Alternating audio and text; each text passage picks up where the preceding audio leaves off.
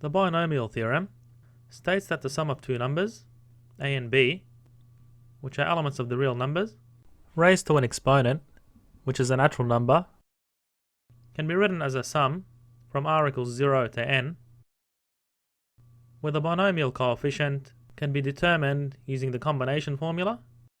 So recall that this was equal to n factorial over n minus r factorial by r factorial. And we multiply this by a to the n minus r by b to the r. So let's just do a simple example where we have a plus b cubed. So the first coefficient has n equals 3 and r is 0, and that's multiplied by a to the 3 minus 0 by b to the 0, which is 1. And then we have 3, 1,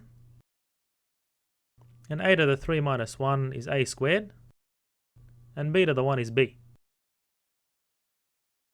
And the next term is n equals 3 and r equals 2. And then we have a to the 3 minus 2, which is 1. And that's multiplied by b to the power of 2, or b squared. And our final term is n equals 3, r equals 3. Then we have a to the 3 minus 3, which is a to the 0, being 1. And then multiplied by b cubed. So the first coefficient is 3 factorial on 3 minus 0 factorial by 0 factorial. So 3 factorial on 3 factorial is 1. And the next coefficient is 3 factorial on 3 minus 1 factorial by 1 factorial. So 3 factorial on 2 factorial is 3 by a squared b. And the next one is 3 factorial on 3 minus 2 factorial by 2 factorial. So 3 factorial on 1 factorial by 2 factorial is 3 factorial on 2 factorial, which is also 3. And finally, we have 3 factorial on 3 minus 3 factorial by 3 factorial, which is 1. So for larger exponents, it's easier to use Pascal's triangle,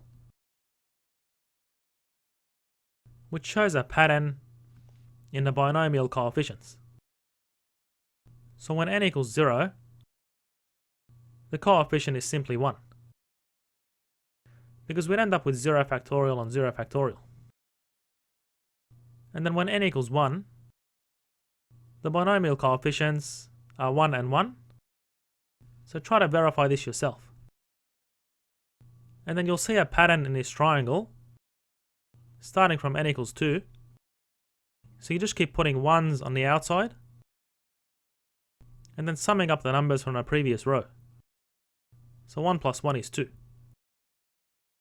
And then for n equals 3, again we put 1s on the outside, and then 1 plus 2 is 3, and 2 plus 1 is 3. And again when n equals 4, you put 1s on the outside, and then sum the numbers from the previous row. So 1 plus 3 is 4, 3 plus 3 is 6, 3 plus 1 is 4. And so on and so forth. So you have n equals 5, put 1s on the outside, and keep going. So 1 plus 4 is 5, 4 plus 6 is 10, 6 and 4 is 10, and 4 plus 1 is 5. So we don't have to keep doing this calculation. We can just use Pascal's triangle where the exponent becomes large. So we can see this for when n equals 3. We have 1, 3, 3, 1. And try to verify Pascal's triangle yourself for a plus b to the 5 by calculating the binomial coefficients and comparing them with these values.